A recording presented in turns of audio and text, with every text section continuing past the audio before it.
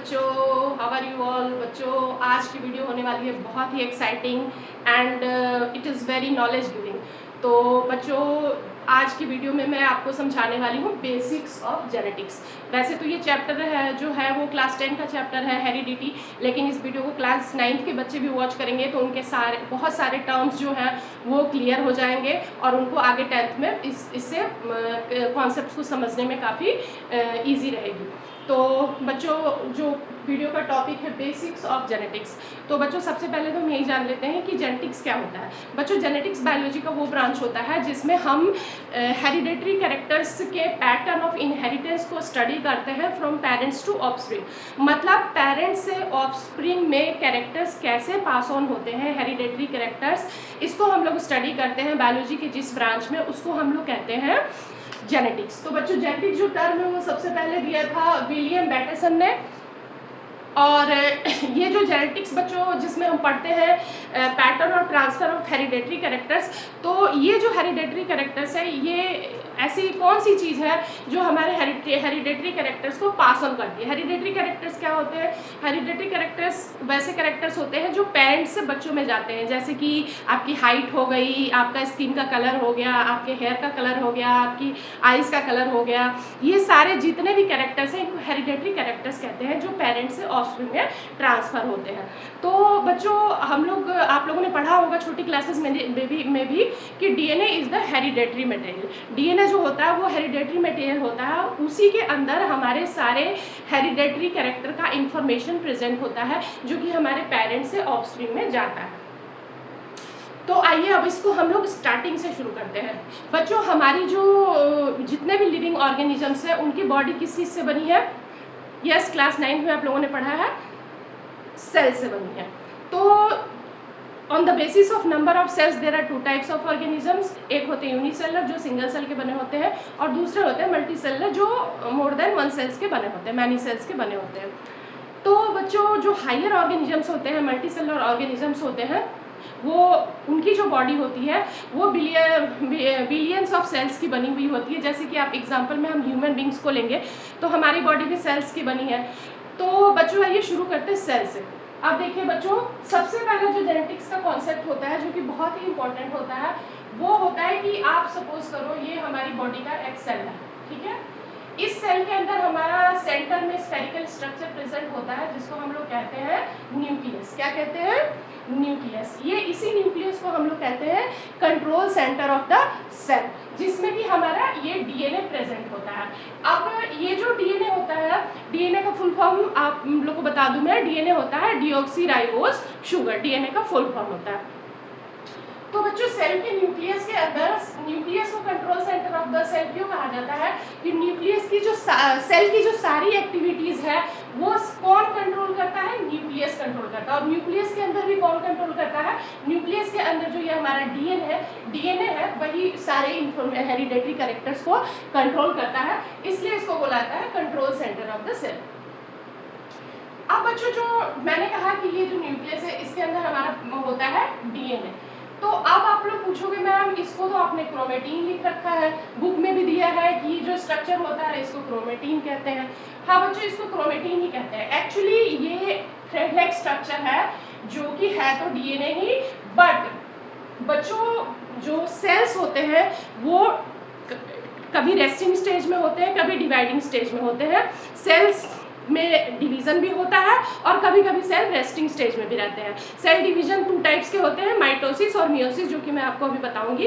तो बच्चों, जब सेल रेस्टिंग स्टेज में रहता है, जब सेल डिवाइड नहीं कर रहा होता है, तो उस सेल के न्यूक्लियस में हमारा जो डीएनए है ये इस तरह के थ्रेड लाइक स्ट्रक्चर में इंटेंगल्ड मास के फॉर्म में रहता है। ये एक दूसरे से आपस में उलझे हुए इस तरह से स्कैटर्ड रहते हैं न्यूक्लियस के अंदर। तो इस स्ट्रक्चर को हम लोग नाम दे देते हैं क्रोमेटिन। ये डीएनए ही है, बट किस फॉर्म में है? In non dividing cells. Non dividing cells, non dividing cells में जो हमारा डीएनए होता है वो थ्रेड लाइक फॉर्म में होता है और ये इंटेंगल्ड होता है, और इंटेंगल्ड होकर इस तरह से एक स्कैटर्ड स्ट्रक्चर बनाता है जिसको कि हम लोग कहते हैं क्रोमेटिन। क्रोमेटिन का कॉन्सेप्ट क्लियर हो गया? What is chromatin? अब हम आते हैं कि जब सेल को डिवाइड करना होता है, जब सेल किसी भी डिवीजन में जाता है, चाहे माइटोसिस में जाए चाहे म्योसिस में जाए, जब सेल डिवाइड होता है तो ये जो हमारा थ्रेड लाइक स्ट्रक्चर्स होता है वो क्या होते हैं, ये क्वाइल होना स्टार्ट करते हैं। इस तरह से इनकी कंडेंसिंग होती है, क्वाइलिंग होती है। यही डीएनए की यहाँ पे क्या हो जाती है, क्वाइलिंग हो जाती है और ये इस तरह का एक शेप ले लेता है, जिस शेप को, जिस स्ट्रक्चर को हम लोग कहते हैं क्रोमोसोम। समझ में आया क्या होता है, ये भी डीएनए है, ये भी डीएनए है। लेकिन जब सेल रेस्टिंग स्टेज में रहता है तो डीएनए इस तरह से पड़ा होता है न्यूक्लियस के अंदर, और जब सेल को डिवाइड करना होता है तो जो क्रोमेटिन होता है उसकी क्वाइलिंग स्टार्ट हो जाती है, वो कंडेंस होना स्टार्ट हो जाता है और वो कंडेंस होके इस तरह का एक स्ट्रक्चर का फॉर्मेशन हो जाता है, जिस रॉड सेप्ट स्ट्रक्चर का फॉर्मेशन होता है, और इस रॉड सेप्ट स्ट्रक्चर को हम लोग कहते हैं क्रोमोसोम। तो बच्चे ये जो क्रोमोसोम है ये किस चीज का बना है, इसके अंदर क्या है, डीएनए। डीएनए तो है, आपको पता है क्रोमोसोम के अंदर डीएनए है, प्लस इस क्रोमोसोम के अंदर डीएनए के साथ कुछ प्रोटीन्स भी पाए जाते हैं जिनको हम लोग कहते हैं हिस्टोन प्रोटीन्स। तो क्रोमोसोम किस चीज से मिलकर बना, डीएनए प्लस हिस्टोन प्रोटीन, और इस स्ट्रक्चर को हमने नाम दे दिया क्रोमोसोम। तो ये हो गया पहला कॉन्सेप्ट, क्रोमेटिन एंड क्रोमोसोम। अब बच्चों मैं आपको बता दूं कि जो हमारे ह्यूमन बॉडी है उसमें 2 टाइप्स के सेल्स प्रेजेंट होते हैं। एक सेल्स होते हैं सोमैटिक सेल्स, जो कि हमारे हाथ, पैर, लेग्स, हमारा स्टमक, हमारा जो भी ऑर्गन्स है उन सारे के अंदर जो सेल्स होते हैं उनको हम लोग कहते हैं सोमैटिक सेल्स। और वो सोमैटिक सेल्स जो होते हैं वो हमेशा डिप्लॉयड होते हैं, 2n नंबर होते हैं। ये अभी मैं आपको बताऊंगी 2n क्या होता है। सोमैटिक सेल्स क्या होते हैं, हमेशा डिप्लॉयड होते हैं, 2n इन नंबर होते हैं। और दूसरे टाइप के सेल्स जो होते हैं हमारी बॉडी में उनको हम लोग कहते हैं रिप्रोडक्टिव सेल्स या जर्म सेल्स, रिप्रोडक्टिव सेल्स या जर्म सेल। और जो रिप्रोडक्टिव सेल्स होते हैं वो हमेशा हैप्लॉइड होते हैं, n इन नंबर होते हैं। मतलब सोमैटिक सेल्स में जितने क्रोमोसोम नंबर होते हैं, रिप्रोडक्टिव सेल्स में उन क्रोमोसोम का नंबर हाफ हो जाता है। तो ये जो हमारा बच्चों है, जितने भी हमारे बॉडी में सोमैटिक सेल्स है उनमें कौन सा डिवीजन होता है, वो एक बिल्कुल याद रखना है। जितने भी हमारे बॉडी में सेल्स है एक्सेप्ट रिप्रोडक्टिव सेल्स, सब में होता है माइटोसिस डिवीजन। और हमारे जो माइटोसिस डिवीजन में क्या होता है, एक सेल डिवाइड करके 2 सेल बनाता है और दोनों सेल्स में नंबर ऑफ क्रोमोसोम सेम रहते हैं, इसलिए इसको इक्वेशनल डिवीजन कहा जाता है। लेकिन जो हमारे रिप्रोडक्टिव सेल्स होते हैं या जर्म सेल्स होते हैं, गैमिट्स जो होते हैं पेरेंट्स के अंदर, उनमें जो डिवीज़न होता है वो होता है मायोसिस। मायोसिस डिवीज़न सिर्फ एक ही जगह होता है हमारी पूरी बॉडी में, वो होता है during the process of fertilisation. जब गैमिट का फॉर्मेशन होता है तो मायोसिस डिवीज़न होता है।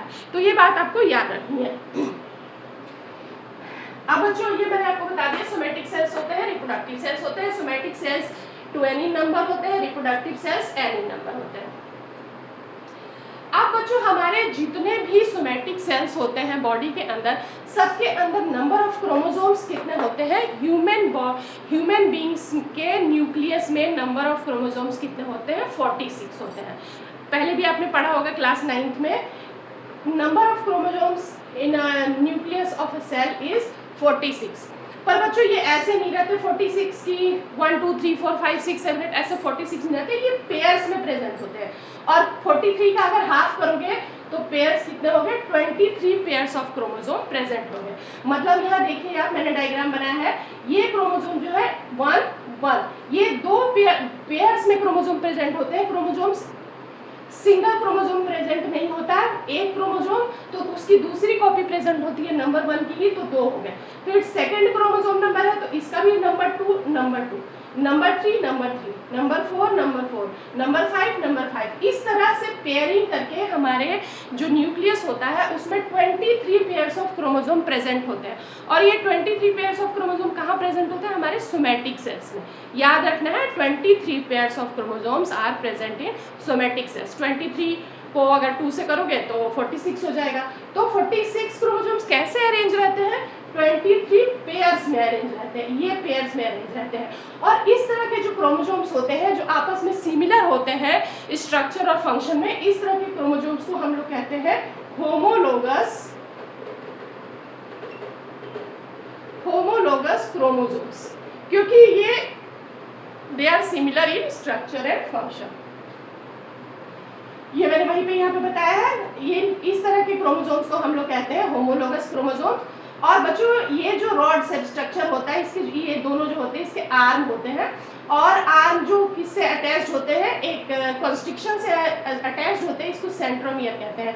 और बच्चों बाद में जब सेल डिवीजन होता है तो इस दोनों क्रोमोसोम से, ये तो होमोलोगस क्रोमोसोम्स, वो सिस्टर क्रोमेटिड्स का फॉर्मेशन कर लेते हैं। तो दोनों में सिस्टर क्रोमेटिड्स का फॉर्मेशन दोनों क्रोमोसोम में हो जाता है, बट ये होता है at the time of cell division. तो ये आपको समझ में आ गया what are homologous chromosomes. The chromosomes that are similar in structure and function are called homologous chromosomes. They are attached in the center with a constriction that is called centromere. They are also having sister chromatids.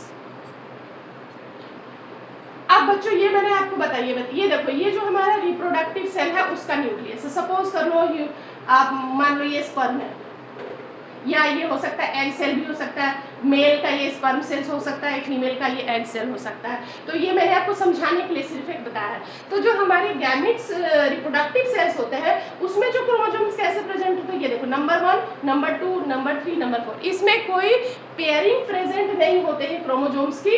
और इसमें total chromosomes 46 है, तो इसमें total chromosomes इनकी pairing नहीं है, सिर्फ इसमें टोटल क्रोमोसोम्स हो जाते हैं 23, और इसको हम लोग बोलते हैं हैप्लॉइड। तो डिप्लॉइड और हैप्लॉइड में आपको कंफ्यूज नहीं होना है। डिप्लॉइड जिस न्यूक्लियस में क्रोमोसोम्स क्या होते हैं, अपने पेयरिंग में प्रेजेंट होते हैं, उसको हम लोग कहते हैं डिप्लॉइड। और जिसमें क्रोमोसोम्स की पेयरिंग नहीं होती है उसको हम लोग कहते हैं हैप्लॉइड। और ये हैप्लॉइड नंबर जो होता है वो सिर्फ हमारे रिप्रोडक्टिव सेल्स में होता है। अगर प्लांट्स है तो मेल गैमेट्स में और फीमेल गैमेट में, और अगर एनिमल है तो स्पर्म में और एग में, ये 23 पेयर में प्रेजेंट होते हैं, और इसको हम लोग कहते हैं हैप्लॉइड नंबर ऑफ क्रोमोसोम्स।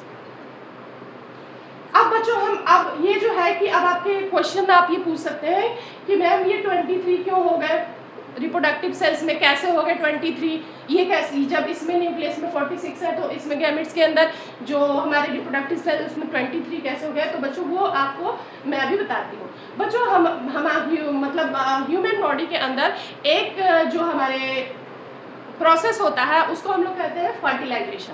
तो बच्चों फर्टिलाइजेशन के प्रोसेस में क्या होता है, सपोज करो एक मेल सेक्सुअल रिप्रोडक्शन में आपको पता है कि 2 पेरेंट्स इन्वॉल्व होते हैं, एक मेल पेरेंट और एक फीमेल पेरेंट।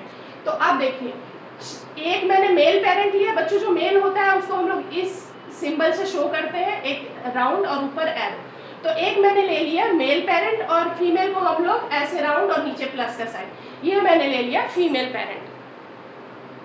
अब ड्यूरिंग सेक्सुअल रिप्रोडक्शन क्या होता है, सेक्सुअल रिप्रोडक्शन के समय, सेक्सुअल रिप्रोडक्शन होने से पहले क्या होता है, बोथ मेल एंड फीमेल दोनों में क्या होता है, गैमेट का फॉर्मेशन होता है, जो कि मैंने आपको बताया ये जो गैमेट है इसका फॉर्मेशन होता है by the process of meiosis cell division, जो कि मैंने आपको बताया था कि मियोसिस सिर्फ जर्म सेल्स में ही होता है, रिप्रोडक्टिव सेल्स में ही होता है। तो अब ये गैमेट्स का फॉर्मेशन होता है by the process of meiosis. तो अब इसमें मेल गैमेट में बना, तो इससे क्या होता है, गैमेट्स में सिर्फ half of the number of chromosomes आते हैं पेरेंट्स में। तो मान लो इसमें 23 पेयर्स था, तो इसमें सिर्फ कितने आएंगे, 46 में से इसमें हाफ आएंगे गैमेट के, जब ये गैमेट बनेगा तो 23 क्रोमोसोम्स आएंगे। और फीमेल पेरेंट से भी जब गैमेट का फॉर्मेशन होगा, मियोसिस होगा, मान लो एग बना और ये मान लो स्पर्म बना, तो इसमें भी जो नंबर ऑफ क्रोमोसोम्स आएंगे वो नंबर ऑफ क्रोमोसोम्स 23 क्रोमोसोम्स होंगे। उसके बाद इन दोनों का फ्यूजन होता है, मेल स्पर्म सेल का और एग सेल का, तो उस प्रोसेस को हम लोग कहते हैं फर्टिलाइजेशन। तो जब फ्यूजन होता है तो फ्यूजन होने के बाद एक सेल बनता है जिसको हम लोग कहते हैं जाइगोट। जाइगोट क्या होता है, फर्स्ट सेल होता है किसी भी लिविंग ऑर्गेनिज्म की लाइफ को स्टार्ट करने के लिए। तो अब बच्चों जाइगोट जब बनेगा तो देखो, इधर मेल पेरेंट से एक क्रोमोसोम आया, इधर फीमेल पेरेंट से भी एक क्रोमोसोम आया, इधर से एक आया मेल से, इधर से एक आया, नंबर 2 आ गया फीमेल से, नंबर 3 आ गया मेल से, यहाँ नंबर 3 आ गया फीमेल से। तो जब जाइगोट वापस बनता है तो ये हो जाता है 2 एमी नंबर, ये वापस डिप्लॉयड हो जाता है, इसमें वापस 23 पेयर्स ऑफ क्रोमोसोम आ जाते हैं, नंबर ऑफ क्रोमोसोम इसमें क्या हो जाता है, रीस्टोर्ड हो जाता है, ये सेल वापस कितना क्या बन जाएगा, डिप्लॉयड बन जाएगा। तो वही मैं आपको समझा रही थी कि जो हैप्लॉयड नंबर होता है वो सिर्फ होता है गैमेट्स में, अगर प्लांट है तो मेल गैमेट्स फीमेल गैमेट में, और अगर ह्यूमन बींग्स है तो स्पर्म और एग सेल में। तो ये याद रखना आपने कि मियोसिस सिर्फ जर्म सेल में होता है, रिप्रोडक्टिव सेल में होता है, और सिर्फ रिप्रोडक्टिव सेल्स में ही जो नंबर ऑफ क्रोमोसोम्स होते हैं वो 23 होते हैं, मतलब हैप्लॉइड होते हैं। याद रखना, हैप्लॉइड 23 है तो हैप्लॉइड है, और 23 पेयर्स है तो वो डिप्लॉइड है। तो बच्चों ये हो गया हैप्लॉइड और डिप्लॉइड का कॉन्सेप्ट। अब बच्चों एक और वेरी इंपॉर्टेंट कॉन्सेप्ट है जिसमें बच्चे कंफ्यूज हो जाते हैं, व्हाट इज जीन। जीन का कॉन्सेप्ट बड़ा इंपॉर्टेंट है, इससे तो बोर्ड एग्जाम्स में बहुत क्वेश्चन आते हैं, तो आप ये समझ लीजिए जीन क्या होता है। अब बच्चों देखो, जैसे कि मैंने ये न्यूक्लियस बना दिया, इसमें मैंने होमोलोगस क्रोमोसोम्स बना दिए। अब बच्चों ये जो क्रोमोसोम्स है आपको पता है ये डीएनए ऐसे क्वाइल्ड होकर डीएनए इसके ऊपर, इसी डीएनए के ऊपर बच्चों कुछ सेगमेंट्स होते हैं। ये देखो मैंने ये बनाया, ऐसे ऐसे सेगमेंट्स बना दिए हैं, यहाँ बना दिए, यहाँ बना दिए। इन सेगमेंट्स ऑफ डीएनए को ही हम लोग कहते हैं जीन। जीन क्या होते हैं? Gene is the segment of DNA that encodes for a particular protein like hair colour, height, skin colour, जो भी आपके हेरिडेटरी कैरेक्टर्स हैं। तो जीन्स क्या होते हैं? Genes are the segments of DNA. DNA के ऊपर ऐसे सेगमेंट्स होते हैं जो कि क्या करते हैं, कुछ ऐसे उनके अंदर कोडिंग प्रेजेंट होती है जिससे कि वो एक प्रोटीन का फॉर्मेशन करते हैं, और वो प्रोटीन फिर क्या होता है, हमारे किसी कैरेक्टर को, जैसे कि हमारा बॉडी की हाइट हो गई, हमारे हेयर का कलर हो गया, हमारे स्किन का कलर हो गया, हमारे आई का कलर हो गया, उस प्रोटीन से हमारा वो कैरेक्टर बनता है। तो जीन आएगा तो जीन के डेफिनेशन आप लोग क्या लिखोगे? Gene is the segment of DNA that encodes for a particular protein like hair colour, height, skin colour, eye colour, so many, like आप एक जो हमारे क्रोमोसोम होता है, जो हमारे पेयर ऑफ क्रोमोसोम्स होता है, उस पर आपको पता है 21,000 से 22,000 जीन्स जो होते हैं, 21,000 से 22,000 कैरेक्टर्स के जीन्स हमारे क्रोमोसोम्स पे प्रेजेंट होते हैं। ये तो जस्ट डायग्राम के ऊपर मत जाना, कितने जीन्स प्रेजेंट होते हैं, 21 to 22,000 genes are present on the chromosomes, और इतने कैरेक्टर्स हमारी बॉडी में ये एक्सप्रेस करते हैं। इतने कैरेक्टर्स के लिए जीन्स जो होते हैं वो प्रोटीन बनाते हैं, और प्रोटीन से फिर हमारे बॉडी में क्या होता है, कैरेक्टर्स हमारे बॉडी में बनते हैं। तो बच्चों ये आ गया जीन का कॉन्सेप्ट। तो होपफुली अब आपको जीन समझ में आ गया होगा, बिल्कुल कंफ्यूज नहीं होना है। Segments of DNA that encodes for a particular protein, and from that protein the character is expressed. अब बच्चों एक और होता है टर्म जिसको कि हम लोग कहते हैं अलील। अलील में तो बच्चे बहुत ही ज़्यादा कंफ्यूज हो जाते हैं, आइए मैं आपको समझा देती हूँ इसी तरीके से। अलील क्या होते हैं? अब बच्चों देखो, ये मैंने क्रोमोसोम बनाया है। अब ये क्रोमोसोम मैंने आपको समझाया था कि जो क्रोमोसोम होते हैं वो हमेशा पेयर में प्रेजेंट होते हैं, इनको कहते हैं हम लोग होमोलोगस क्रोमोसोम। तो जो दो क्रोमोसोम है बच्चों, वो उसमें से एक तो होगा मेल का क्रोमोसोम और एक होगा फीमेल से। एक आपकी मदर से, एक फादर से आएगा क्रोमोसोम, और एक आपकी मदर से आएगा आपके न्यूक्लियस में। तो जब ये दोनों आएंगे, एक मेल से एक फीमेल से, तो क्या होता है कि अब आपको सपोज करो कि यहाँ पे मैंने आपको दिखाया था, सपोज करो यहाँ एक जीन है जो कि आपके हाइट को हाइट के लिए रिस्पॉन्सिबल है कि आपकी हाइट कैसी होगी। तो सपोज करो जो फादर में है हाइट तो वो टॉल है, और जो मदर का जीन है वहीं पे जीन सेम पोजीशन पे दोनों जीन प्रेजेंट होते हैं। तो जो मदर का जीन है वो हाइट के लिए ही है, लेकिन वो क्या है, वो शॉर्ट है। हाइट तो दोनों तरह से हो सकती है ना, हाइट किसी की लंबी भी होती है, किसी की छोटी भी होती है। तो अगर मान लो कि अगर ये जो क्रोमोसोम फादर का है उसमें जो हाइट का जीन है वो कह रहा है कि नहीं ये टॉल बनेगा, और ये जो मदर से है वो कह रहा है कि नहीं ये शॉर्ट बनेगा। इसी तरह से अगर फादर में है ब्लैक आई कलर, मदर में है ब्राउन आई कलर, तो इस चीज को हम लोग बोलते हैं बेटा अलील्स बोलते हैं, मतलब alternative forms of a gene. मतलब एक जीन अगर हाइट के लिए है, सपोज करो एक जीन अगर हाइट के लिए है, हमारा हाइट HEIGHT, तो हाइट में जो हाइट हमारा टॉल भी हो सकता है, शॉर्ट भी हो सकता है। तो ये दोनों जीन्स हमारे दोनों होमोलोगस क्रोमोसोम पे सेम पोजीशन में प्रेजेंट रहते हैं, जितने भी हमारे बॉडी के अंदर कैरेक्टर्स रहते हैं। तो इनको हम लोग, अगर हाइट टॉल भी हो सकती है, शॉर्ट भी हो सकती है। अब आपके अंदर, अब बच्चों के अंदर कौन सा जीन आएगा, ये डिपेंड करता है कि इनमें से कौन सा जीन स्ट्रांग है और कौन सा जीन वीक है। ये आप चैप्टर हेरिडिटी में पढ़ोगे, मेंडल्स के एक्सपेरिमेंट में डोमिनेंट ऑफ एंड रिसेसिव का कॉन्सेप्ट है ये।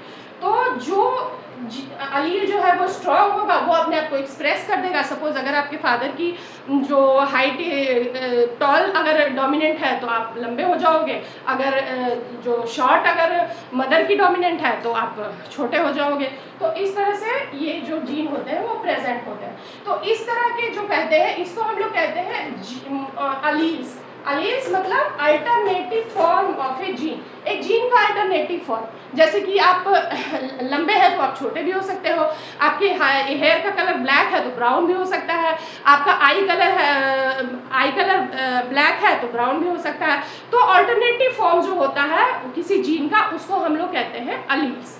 तो ये हो गए हमारे अलील्स। तो ये आपको समझ में आ गया कि अलील्स क्या कहते हैं। अब बच्चों एक और टर्म आता है जिसको हम लोग कहते हैं फिनोटाइप और जीनोटाइप। बच्चों इसी में मैं आपको समझा देती हूँ। ये देखो, फिनोटाइप जो होता है बच्चों वो किसी भी चीज का फिजिकल अपीयरेंस होता है, मतलब वो बाहर से कैसा दिख रहा है। मतलब आप यहाँ पे देखिए कि ये प्लांट मैंने यहाँ एक बनाया है, तो ये प्लांट आपको देख के ही पता चल रहा है कि टॉल है, और ये प्लांट आपको देख के ही पता चल रहा है ये शॉर्ट प्लांट है। तो बच्चों इस तरह से जो कैरेक्टर्स होते हैं ना उनको हम एक स्पेसिफिक तरीके से लिखते हैं, जो कि ग्रेगर जॉन मेंडल ने हमें बताया था कि जो कैरेक्टर्स होते हैं उनको हम लोग, जैसे अभी टॉल है तो टॉल के लिए हम लोग लिखेंगे कैपिटल टी, जो कि मैंने यहाँ बताया था अल्टरनेटिव्स जो होते हैं, और स्मॉल के लिए हम लोग लिखेंगे स्मॉल टी। तो बच्चों अगर आप ये दोनों को देख के बता रहे हैं कि ये टॉल है ये शॉर्ट है, this is called phenotype. But आप इन दोनों प्लांट्स को देख के ये नहीं बता सकते कि इसका जो जीनोटाइप्स है उसका मेकअप क्या है, क्या जेनेटिक कंस्टिट्यूशन है इसका। ये टॉल है तो ये टी है, ये ड्वार्फ है तो ये टी है, इसका क्या जेनेटिक कंस्टिट्यूशन है। टी भी हो सकता है, टी भी हो सकता है, ये टॉल हो सकता है, ये ड्वार्फ हो सकता है, ये भी टॉल हो सकता है, ये भी टॉल हो सकता है। तो ये मैं अभी आपको पढ़ाऊंगी जब हम चैप्टर हेरिडिटी करेंगे, मेंडल्स लॉ करेंगे कि ये चीजें कैसे होती हैं। तो ये हो गया बच्चों जीनोटाइप कि उसका किसी भी ऑर्गेनिज्म का जेनेटिक कंस्टिट्यूशन क्या है उसको हम लोग कहते हैं उसका जीनोटाइप। और एक बच्चों आता है कि इसमें जो होता है वो एक वर्ग आता है होमोजाइगस टॉल, एक होता है हेटेरोजाइगस टॉल। तो बच्चों जब जो हमारे जेनेटिक कंस्टिट्यूशन में अगर दोनों टी प्रेजेंट है, दोनों हमारे टॉल प्लांट्स के ही जीन प्रेजेंट है, तो ये क्या हो गए होमोजाइगस इनको कहते हैं, क्योंकि दोनों टॉल ही प्रेजेंट है। तो ये प्लांट टॉल होगा, प्लांट ये भी टॉल ही होगा, बट इसको हम लोग कहते हैं हेटेरोजाइगस। क्यों? क्योंकि इसमें एक कैपिटल टी है एक स्मॉल टी है, मतलब एक एलील जो है वो डोमिनेंट का है और एक एलील क्या है, इधर से जो एक एलील आया वो डोमिनेंट से आ गया और एक एलील क्या हो गया है रिसेसिव से आ गया है। तो इसको हम ये भी टॉल होगा ये भी टॉल होगा। उसके बाद अगर मान लो कि ये जो है टी हो गया तो ये क्या हो जाएगा, ये शॉर्ट हो जाएगा प्लांट। ठीक है, तो इस तरह की चीजों को हम लोग कहते हैं जीनोटाइप, कि किस तरह के जीनोटाइप है जो आप बाहर से देख के नहीं बता सकते जेनेटिक कंस्टिट्यूशन किसी भी ऑर्गेनिज्म का, तो इसको हम लोग कहते हैं जीनोटाइप। तो बच्चों ये कॉन्सेप्ट था होमोजाइगस हेटेरोजाइगस, ये मैंने आपको बताया कि ये हो गया होमोजाइगस टॉल और ये हो गया हेटेरोजाइगस टॉल, क्योंकि एक इसमें कैपिटल टी है और इसमें एक स्मॉल टी है। ये कॉन्सेप्ट हो गया होमोजाइगस और हेटेरोजाइगस का। तो कितने कॉन्सेप्ट हम लोगों ने पढ़ लिया, हम लोगों ने पढ़ा सेल के बारे में, न्यूक्लियस के बारे में, क्रोमेटीन क्या होते हैं, क्रोमोसोम्स क्या होते हैं, क्रोमोसोम्स किस चीज़ से बने होते हैं, हैप्लॉइड क्रोमोसोम क्या होता है, डिप्लॉइड नंबर ऑफ क्रोमोसोम्स क्या होता है, जेनेटिक्स को सबसे पहले किसने बताया, जीन को सबसे पहले ये देखिए जो जीन जो टर्म है उसको सबसे पहले दिया था जोहानसन ने। हालांकि जोहानसन से पहले भी जो हमारे फादर ऑफ जेनेटिक्स हैं जो कि है ग्रेगर जॉन मेंडल, उन्होंने इस जो जीन टर्म दिया इन्होंने बाद में, उसको उन्होंने कहा था फैक्टर। जब उन्होंने अपने एक्सपेरिमेंट करे थे तो उन्होंने जीन को बताया था कि कुछ ऐसे फैक्टर्स होते हैं जो अपने पेरेंट्स से ऑफस्प्रिंग में ट्रांसफर होते हैं और वो फिर कैरेक्टर्स बनाते हैं। तो जीन जो वर्ड है उसको बाद में साइंटिस्ट जोहानसन ने टर्म ये दिया था जीन। उसके बाद हमारा हो गया कि मैंने आपको समझा दिया सोमैटिक सेल्स क्या होते हैं, जर्म सेल्स क्या होते हैं, रिप्रोडक्टिव सेल्स क्या होते हैं, नंबर ऑफ क्रोमोसोम्स कैसे सब में डिफरेंट होते हैं, जीन क्या होता है, अलील्स क्या होते हैं, फिनोटाइप जीनोटाइप क्या होता है। तो ये सारी चीज़ें आपको समझ में अगर आ गई हैं तो फिर आपके लिए जो हमारा हेरिडिटी का चैप्टर है वो बहुत बहुत ही ईजी हो जाएगा समझना। हेरिडिटी में हम मेनली क्या पढ़ेंगे, what is heredity, what is variation, और उसके बाद हम पढ़ेंगे कि हमारे जो मेंडल सर थे, ग्रेगर जॉन मेंडल, उन्होंने किस चीज़ पे एक्सपेरिमेंट किया था। उन्होंने एक्सपेरिमेंट किया था पाइसम सटाइवम पे, जो कि गार्डन पी है, और उसके 7 कॉन्ट्रास्टिंग कैरेक्टर्स के ऊपर उन्होंने अपने सारे एक्सपेरिमेंट किए थे। उन्होंने कुछ क्रॉस किए थे जिसमें कि 2 क्रॉस मोनोहाइब्रिड क्रॉस और दूसरा होता है डाई हाइब्रिड क्रॉस। तो दोनों क्रॉस करने के बेसिस पे उन्होंने कुछ लॉ दिए थे जिनको कि हम मेंडल्स लॉ ऑफ इनहेरिटेंस कहते हैं, जिसमें कि पहला लॉ है लॉ ऑफ डोमिनेंस, दूसरा law of purity of gametes और लॉ ऑफ सेग्रीगेशन, और तीसरा लॉ ऑफ इंडिपेंडेंट असॉर्टमेंट। तो बच्चों ये सारी चीज़ें हम पढ़ेंगे जब मैं आपको एक्सप्लेन करूंगी चैप्टर हेरिडिटी। तो इसमें से अगर आपको कुछ भी समझ में नहीं आई हो, ना आया हो, कोई भी डाउट हो, तो आप कमेंट सेक्शन में कमेंट करके पूछ सकते हैं। वैसे आप होपफुली आपको समझ में आ गया होगा।